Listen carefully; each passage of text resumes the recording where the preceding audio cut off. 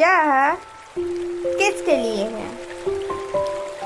हर वो व्यक्ति जो अपने जीवन में बदलाव चाहता है, जो अपने जीवन को अपने हिसाब से जीना चाहता है, और हर वो व्यक्ति जो अपनी निर्णय लेने की क्षमता को बढ़ाना चाहता है। क्या आप अपनी जिंदगी में बदलाव चाहते हैं, लेकिन अपने कमिटमेंट्स पर कायम रहना आपके लिए मुश्किल है? क्या आपको ऐसा लगता है कि जिंदगी की ताश का हर पत्ता आपके खिलाफ है?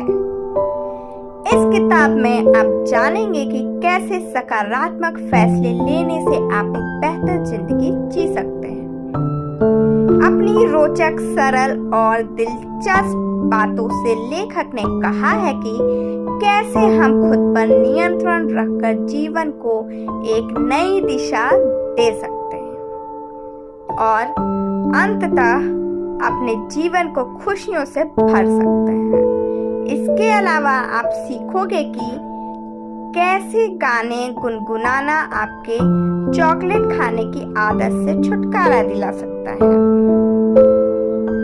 किसी से बात करते समय इस्तेमाल किए गए शब्द आपके व्यक्तित्व और जिंदगी के नजरिए को दर्शाते हैं। इन सबक को पढ़कर आपको पता चलेगा कि कैसे बस खाना खाने की आदतों को बदलकर आप समाज में एक बड़ा बदलाव लाने की शुरुआत कर सकते हैं। अपने जीवन में बदलाव लाने के लिए सही फैसले लें और उस पर कायम भी रहें। क्या आपको याद है कि आपने आखिरी बार कब खुद से कोई वादा किया और वो सिगरेट छोड़ने का या वजन कम करने के लिए डाइट पर जाने का न्यू ईयर रिसोल्यूशन तो आपको याद ही होगा। पर क्या आप ये बात बता सकते हैं कि आपने उसको कितनी ही बार फॉलो किया? नहीं किया ना? सारी समस्याओं की जड़ ही यही है कि हमारा मन किसी चीज को आसानी से नहीं छोड़ता। तो क्यों न हम खुद से कुछ छोड़ने की जगह कुछ करने का वादा करें। उदाहरण के तौर पे लेखक कहते हैं कि आप खुद को जंक फूड न खाने के बजाय बस हेल्दी खाना खाने के लिए प्रेरित कर सकते हैं। जीवन में बदलाव लाने के लिए सबसे जरूरी है कि हम अपने फैसले पे कायम रहें, फिर चाहे उसमें कितनी ही परेशानियां क्यों ना आए। उदाहरण के तौर पर आप सोचिरो होंडा को ले सकते हैं। अपने स्कूल के दिनों से ही उनका सपना था कि वो ऑटोमोबाइल के लिए एक पिस्टन रिंग का आविष्कार करेंगे। आखिरकार उन्होंने अपने सपने को हासिल कर लिया। हालांकि उनके रास्ते में बहुत सी ऐसी कठिनाइयां आई जो कि उनका रास्ता रोक सकती थी। जैसे कि एक रुकावट ये थी कि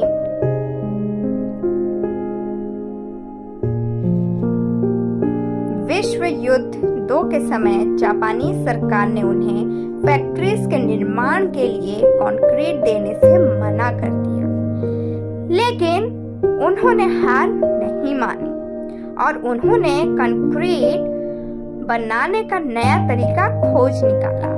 अपने इन्हीं दृढ़ फैसलों के कारण होंडा ने आज इतना बड़ा व्यवसाय खड़ा कर लिया। तो आप भी अपने फैसलों पर अटल रहकर अपने जीवन में सुखद बदलाव ला सकते हैं। शुरू में ये थोड़ा मुश्किल जरूर होगा, लेकिन जब आप एक बार अमल करना शुरू कर देंगे तो सब अपने आप आसान लगने लगेगा। जैसे कि किसी स्मोकर को पहली बार में सिगरेट छोड़ना थोड़ा मुश्किल लगे, पर अपनी हर हार से सबक लेकर अगर वो अपने फैसले पर अड़ा रहे तो जरूर सिगरेट छोड़ सकता है। नई आदत को अपनाने के लिए उसे किसी न किसी अच्छे अनुभव से जोड़ें। लेखक कहते हैं कि ये हम सबको पता होता है कि बदलाव के लिए किस रास्ते पे चलना है, पर कई बार दृढ़ निश्चय और प्रयासों के बावजूद भी अपनी पुरानी आदतों को बदलना बड़ा कठिन हो जाता है। ऐसा इसलिए क्योंकि हम जो भी करते हैं हमारा दिमाग उसे अच्छे या बुरे अनुभव के साथ जोड़कर याद रखता है। तो इस बात का फायदा उठाकर हम किसी भी बुरी आदत को बुरे अनुभव के साथ जोड़कर उसे बदल सकते हैं। उदाहरण स्वरूप, अगर आपको अपनी चॉकलेट खाने की आदत को बदलना है तो आप ये तय करें कि जब भी आप चॉकलेट खाएंगे आपको एक बेसुरा सा गाना गाना पड़ेगा, फिर चाहे आप किसी पार्टी में भी क्यों ना हो। फिर देखिए कैसे आपका दिमाग खुद ब खुद आपको उसे खाने से रोकता है, क्योंकि दिमाग उसे गाना गाने के लिए अटपटे अनुभव के साथ जोड़ लेता है। ऐसा करने के साथ ही साथ आप एक नई अच्छी आदत को पुरानी आदत की जगह दे सकते हैं, जो आपके दिमाग को वही सुखद अनुभव कराए। जैसे कि चॉकलेट की जगह आप कोई पसंदीदा फल खा सकते हैं। किसी बुरी आदत को अच्छी आदत से बदलने की तकनीक बहुत कारगर है। अपने व्यक्तित्व को बदलने के लिए पहले अपनी सोच को बदलना पड़ता है। सोचिए, दो लोग जो अभी अभी 60 की उम्र के पड़ाव पे पहुंचे हैं, उनमें से एक के अनुसार उसके जीवन के अंतिम दिन चल रहे हैं और उसके जीवन में अब कुछ खास नहीं रहा, जबकि दूसरी ईश्वर का शुक्रगुजार है कि उसके जीवन में अभी बहुत कुछ बचा है और उसके पास उसे जीने का मौका है। तो आखिर ऐसा क्या है जो इन दो एक ही उम्र के लोगों के नजरिए को इतना अलग करता है? वो है इनकी सोच। हम क्या हैं, कैसे हैं, ये सब हमारी इसी सोच पर निर्भर करता है। लेखक कहते हैं कि किसी भी आइडिया को सोच में बदलने के लिए हमारे दिमाग को कुछ सबूतों की जरूरत पड़ती है। जैसे कि अगर आपका आइडिया है कि आप एक अच्छे चेस प्लेयर हैं, तो इस आइडिया को सोच में बदलने के लिए जरूरी है कि आपको अपने गेम में लगातार कई बार जीत हासिल हो। ठीक इसी तरह मान लो हमें जिंदगी में लगातार 2-4 बुरी घटनाओं का सामना करना पड़े, जैसे कोई अपना हमसे दूर हो जाए या हमें कोई नाकामयाबी हासिल हो, तो हमारा दिमाग ये मान बैठता है कि जिंदगी का कोई मतलब नहीं है, ये बस दुखों से भरी हुई है। लेकिन लेखक का इस बार में ये कहना है कि क्यों न इंसानी दिमाग की इस आदत को हम सकारात्मक तरीके से इस्तेमाल करें। जैसे कि हमारे साथ कुछ बुरा हुआ तो हम उस बात का इस्तेमाल खुद को और मजबूत बनाने के लिए कर सकते हैं। हमें बस खुद से ये कहना है कि अगर मैंने इस दुख का सामना कर लिया तो आगे और सभी का सामना कर सकती हूँ।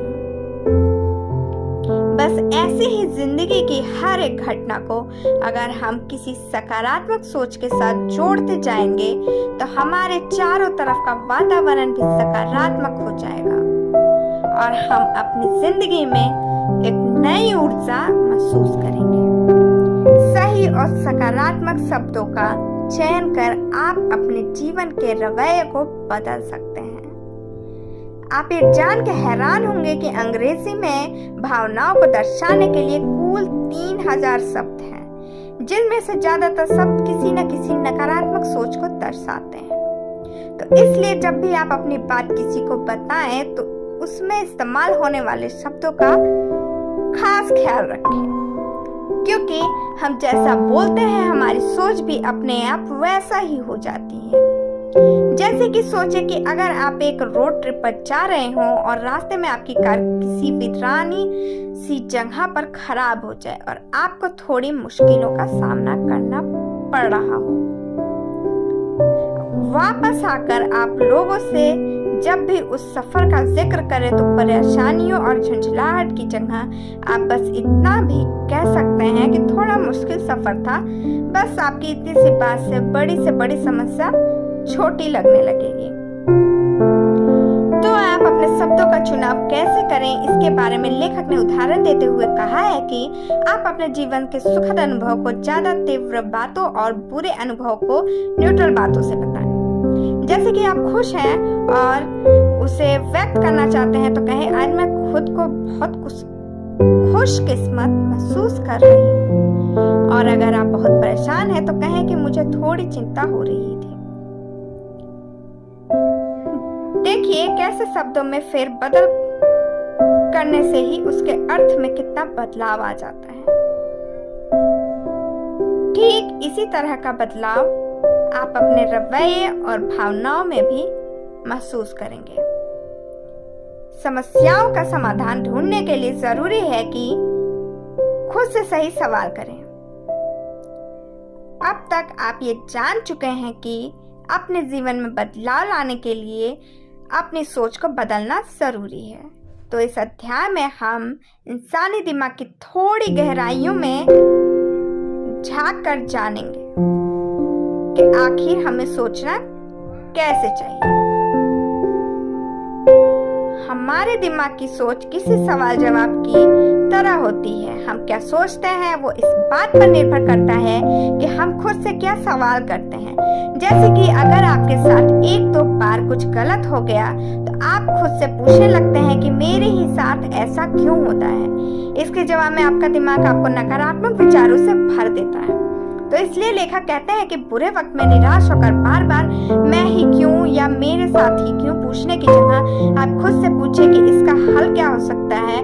इस स्थिति में अगर कुछ अच्छा है तो क्या है, कहां से इसको हल करना शुरू करें। बस ऐसे ही आशावादी सवालों को आप अपनी आदत में शुमार कर ले। फिर देखें इंसानी दिमाग को जैसे सवाल मिलेंगे उसे वैसे ही जवाब देने की आदत है। तो आप सही जवाब पाने के लिए सही सवाल पूछने की आदत डाल लें। जिंदगी में आपके लिए क्या जरूरी है यह पहचानें और उसके अनुसार खुलकर जिएं। क्या आप पक्के तौर पे ये बता सकते हैं कि आपकी जिंदगी में क्या सबसे जरूरी है? क्या वो प्यार है या फिर आपकी सेहत या पैसा? अगर आप ये निर्धारित नहीं कर पा रहे हैं तो सबसे पहले इस दुविधा को दूर करें, क्योंकि आमतौर पर ये देखा गया है कि दुनिया में खुश रहने वाले लोगों को पता है कि उन्हें किस चीज से खुशी मिलती है। तो अगर आप भी इस बात का पता लगा ले तो खुशियां इकट्ठा करना आपके लिए आसान हो जाएगा। मान लीजिए आपको एक बहुत ही बड़ी कंपनी में बहुत अच्छे पैसों की नौकरी मिली है, लेकिन उसके लिए आपको अपने परिवार से दूर विदेश में जाना पड़ेगा।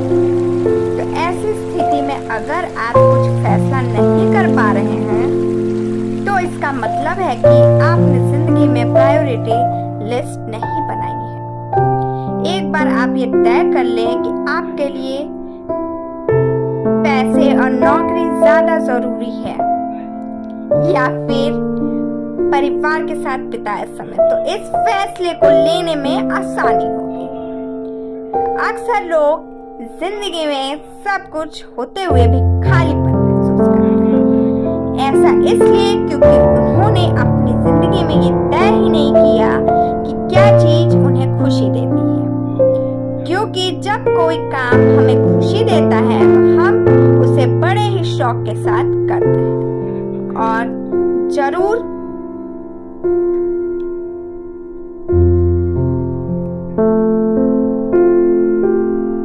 सफल होते हैं।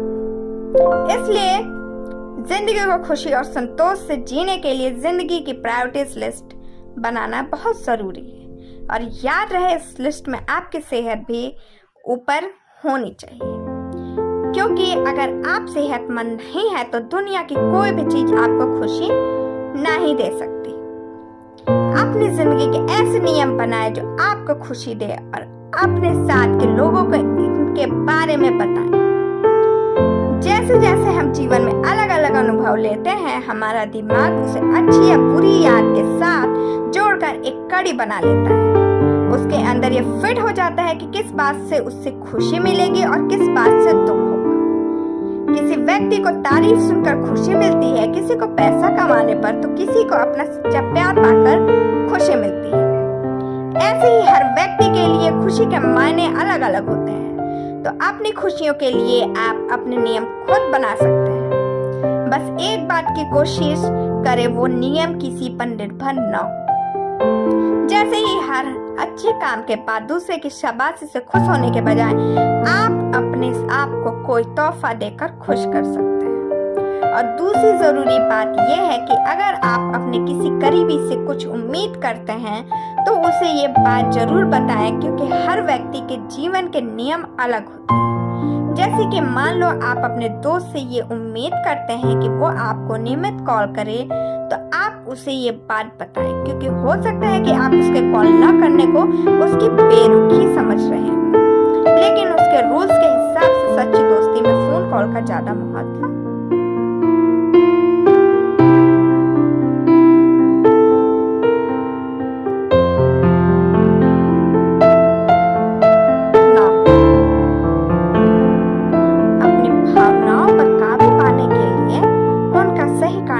जानना जरूरी है। अब आप जान गए हैं कि अपने जीवन के नियमों में फेर बदल करके आप कैसे खुशी प्राप्त कर सकते हैं। उन लेखक कहते हैं कि सिर्फ खुशियां ही नहीं, आप अपने हर इमोशन को काबू करना सीख सकते हैं। इस सिलसिले में लेखक कहते हैं कि अगर हम अपने इमोशन के पीछे का असली कारण जान ले तो हम उसे नियंत्रण में कर सकते हैं। उदाहरण के रूप में मानिए कि आप बहुत गुस्से में हैं और आपको आसपास की हर चीज से चिढ़ आ रही है। आप समझ नहीं पा रहे हैं कि इसका कारण क्या है, लेकिन जब आप ध्यान से सोचते हैं तो पता लगता है कि आप थके हुए थे, इसलिए चिड़चिड़े हो गए थे।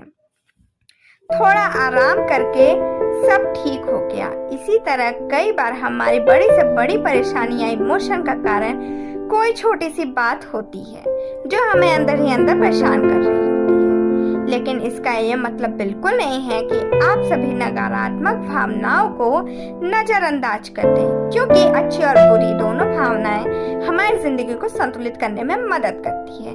बुरी भावनाएं कई बार हमें आने वाले खतरे से भी सावधान करती है। इसलिए हर भावना का अपना महत्व है, बस जरूरत है तो दोनों का बराबर संतुलन रखना, ताकि इनका असर हमारे व्यक्तित्व पर ना पड़े। एक बार आपने अपनी भावनाओं का कारण जान लिया तो अगला पड़ाव थोड़ा और कठिन है, क्योंकि इसमें आपको उस परिस्थिति को बदलना होगा जो कि उस भावना की जड़ है। पर कई बार हर परिस्थिति हमारे नियंत्रण में नहीं होती। ऐसी स्थिति में हम अपने आप को पॉजिटिव तरीके से समझाकर अपनी भावनाओं को नियंत्रण में कर सकते हैं। फिर भी कभी आपको लगे कि इस बार अपनी भावनाओं को नियंत्रण पाना आपके बस के बाहर है, तो याद कीजिए वो वक्त जब आपने ऐसे ही किसी परिस्थिति का सामना किया था। जब एक बार आप किसी कठिनाई का सामना कर लेते हैं तो अगली बार के लिए आपको खुद ब खुद ही हिम्मत मिल जाती है। अपने अंदर के बदलाव से समाज में भी बदलाव लाने की कोशिश करें। अभी तक के अध्यायों में आपने सीखा कि कैसे अपने विचारों, आदतों और सोच पे नियंत्रण करके आप खुद को सफल और खुश बना सकते हैं। पर अब आप सोच रहे होंगे कि आप चाहे खुद को कितना भी बदल लें, पर आप समाज को नहीं बदल सकते। लेकिन लेखक कहते हैं कि ऐसा बिल्कुल नहीं है। अपने आप में किया गया एक छोटा सा बदलाव से समाज के बड़े से बड़े बदलाव की शुरुआत हो सकती है। ज्यादातर लोग ये सोचते हैं कि वो प्रभावशाली नहीं है, इसलिए उनके कुछ करने या ना करने से समाज का कोई फर्क नहीं पड़ता। लेकिन सच तो ये है कि बदलाव के जो नियम किसी एक व्यक्ति के लिए है, समाज पर भी वही नियम लागू होते हैं। उदाहरण देते हुए लेखक कहते हैं कि अगर आप अपनी सेहत के लिए मांस खाना बंद करते हैं तो बड़े तौर पर आप मांस की डिमांड को कम करने में मदद कर रहे हैं। अगर मांस की डिमांड कम होती तो जो जमीन मांस के प्रोडक्शन के लिए इस्तेमाल होती है, वहाँ आलू या अन्य कोई सब्जियां उगाई जा सकती हैं। दूसरा तरीका ये है कि अब जब आपने अपनी भावनाओं पर नियंत्रण कर लिया तो आप दूसरों को भी ये सिखाकर उनकी मदद कर सकते हैं। जैसे कि अगर आपने किसी दोस्त को उदास देखो तो चुप करने की बजाय बस यूं ही उसकी तारीफ करके उसे खुश कर सकते हैं। और अगर कुछ न हो पाए तो बस अपने खुश और मुस्कुराते चेहरे से मिलने वाले हर एक इंसान का दिन बना सकते हैं। सारांश, अपने आप में लाया गया छोटा से छोटा बदलाव भी आपके जीने के तरीके को बदल सकता है और समाज में किसी बड़े बदलाव का कारण बन सकता है। आज के लिए बस इतना ही। Thank you, bye bye, take care.